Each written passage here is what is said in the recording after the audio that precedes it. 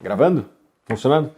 No vídeo de hoje a gente vai falar sobre o famigerado SP500. O que significa essa sigla? O que essa sigla representa? E para ajudar a explicar um pouco mais, o Alberto aqui fez um trabalho excelente para descrever o que é o SP500. Muito obrigado por estar aqui, Alberto. Obrigado, Thiagão. Olá, pessoal.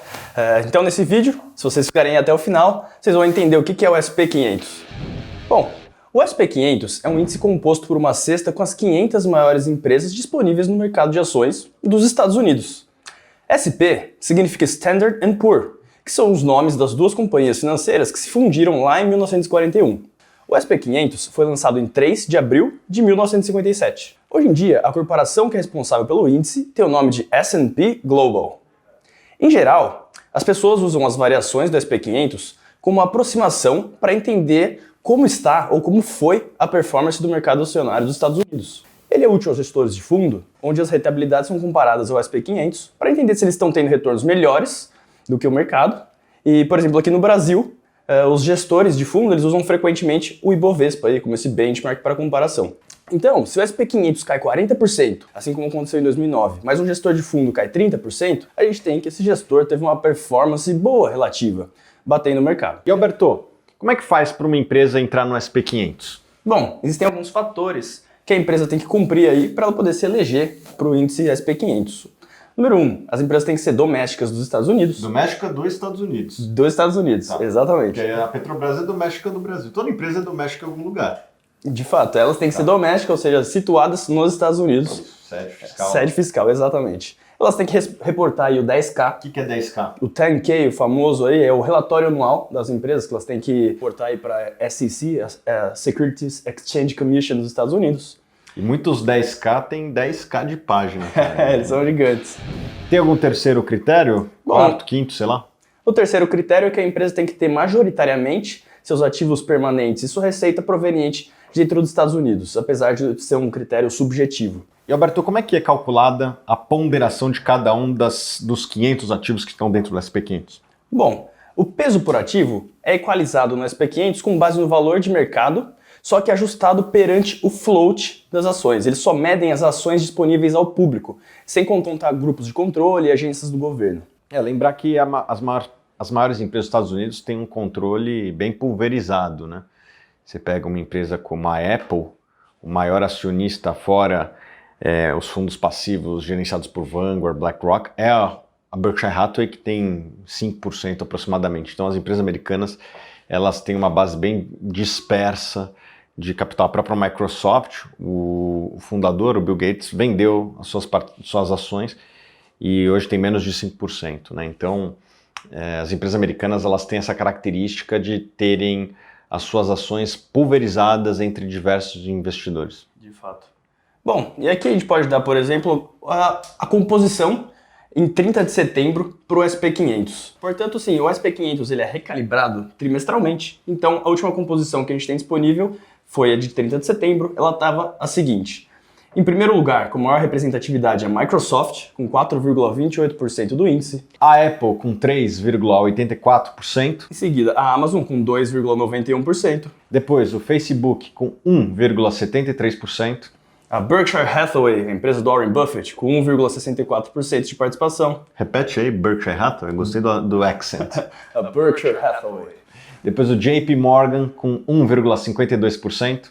E agora, as próximas são referentes à mesma empresa, só que, como ela possui duas classes de ações, as preferenciais e as ordinárias, as com direito a voto e as sem direito a voto, elas estão separadas. Então, a GUG, que seria o Google, as preferenciais sem direito a voto, 1,49%, e as Google, GOOGL, 1,47%. Depois a Johnson & Johnson, com 1,38%. E para fechar, a Procter & Gamble, a P&G, com 1,26%. E se somar todas as empresas, dá 21,51%, vocês podem fazer a conta aí. E a partir de então, ou seja, depois da 16ª empresa, todas têm menos de 1%. Ou seja, quem adquire cotas do IVVB11, que replica o SP500 ou investe de alguma forma no SP500, vai ter uma carteira ultra pulverizada, né? Assim, a maior empresa é a Microsoft com um pouco mais de 4%, e a partir da 16ª empresa não tem mais nenhuma empresa com 1%. Daí tem uma infinidade de empresas. A gente falou 15 empresas, tem outras 485 empresas aí. Algumas delas provavelmente você não conhece. E Alberto, o S&P 500 é obviamente um dos índices mais acompanhados do mundo, talvez junto com o Dow Jones. Qual foi a rentabilidade histórica que quem investiu no S&P 500 obteve no seu capital? Certo. Bom, vamos pegar por alguns períodos. Se a gente olhar de 1926 a 1956, então 30 anos aí, 10,77% ao ano. Se a gente olhar de 1956 a 1986, nós temos 9,63% ao ano. Se a gente pegar aí um grande espectro de tempo, pegar de 1956 a 2016, a gente teve uma rentabilidade média de 9,99% ao ano. Ou seja, aproximadamente ali 10% ao ano em dólar. Se tirar a inflação, de uns 2, 3% deve ter sido a inflação do período, entre 7% e 8% de rentabilidade real, obviamente com volatilidade, né? Existiram anos que a bolsa caiu aí 40%, como foi na crise de 2008. A rentabilidade média, como o próprio nome diz, é a média, mas existem extremos tanto para cima quanto para baixo. Sim. E vale a pena a gente citar que o jogo dos investimentos ele é muito fácil ter retornos medianos aí. Então, só indexando ao S&P 500, é claro, você teria volatilidade, mas você teria excelentes retornos. Afinal, 10% aí em dólar, né, Thiagão? É melhor do que muitos ditos profissionais conseguem ao longo do tempo aí no mercado de ações. Então, um gestor de fundo, para poder te cobrar uma taxa de administração, faz sentido que ele te entregue retornos melhores do que o do S&P 500. Afinal, você pode só indexar, comprar um ETF aí e ter esses bons retornos. E fala 2 ETFs que replicam o S&P 500. Bom, a gente tem 2 ETFs bem grandes, são, por sinal, os 2 ETFs com mais ativos sob gestão aí nos Estados Unidos. O número 1 é o SPDR SP 500 ETF, com ticker SPY. Ele tem 241,6 bilhões de dólares em ativos sob gestão e ele é fornecido aí pela State Street Global Advisors. E em segundo lugar, a gente tem o iShares Core S&P 500 ETF, que é o ticker IVV. Ele tem 144,49 bilhões de dólares sob gestão e ele é gerido aí pela BlackRock. Então, se você tem conta no exterior, você pode adquirir esses 2 ativos caso você queira replicar o S&P 500. E no Brasil, como é que faz? Se eu quiser comprar o S&P 500, como é que eu faço? Aqui no Brasil, você também vai ter um ETF que é disponibilizado pela BlackRock também, é o IVV-B11, que você pode comprar aí, só que esse daí é negociado em bolsa brasileira. Isso aí, você pode comprar como se fosse uma ação da Petrobras.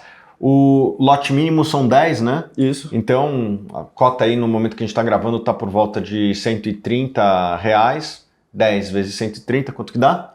10 vezes 130, 1.300. Tá bom de conta. Com R$1.300 você já consegue comprar o S&P 500, tem uma taxa de administração pequena, lá, acho que é 0,2%, 0,3%, não é muito alto.